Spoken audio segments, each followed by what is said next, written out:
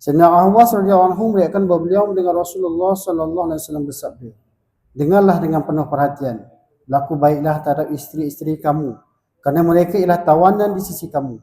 Kamu tidak memiliki apa-apa hak daripada mereka selain daripada mereka perlu menjaga kesucian diri mereka dan menjaga harta benda kamu.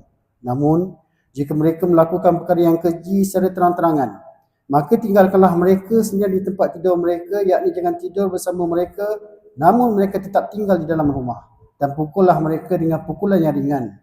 Selepas itu, jika mereka kembali mentaati kamu, maka janganlah kamu mencari apa-apa alasan untuk menzalimi mereka. Dengarlah dengan penuh perhatian. Sesungguhnya ada hak kamu yang menjadi tanggungjawab isteri kamu, dan demikian juga ada hak mereka yang menjadi tanggungjawab kamu.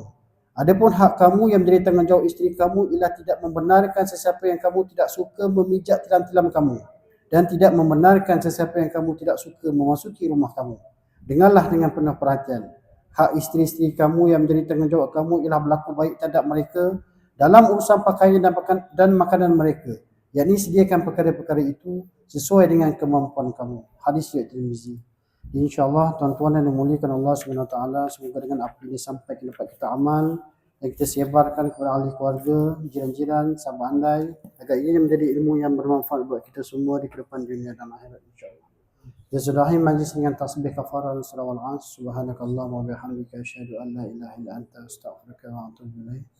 Bismillahirrahmanirrahim. Wal 'asri innal insana lafi khusr illa allazina amanu wa 'amilus solihati wa tawassaw bil haqq wa tawassaw bis sabr.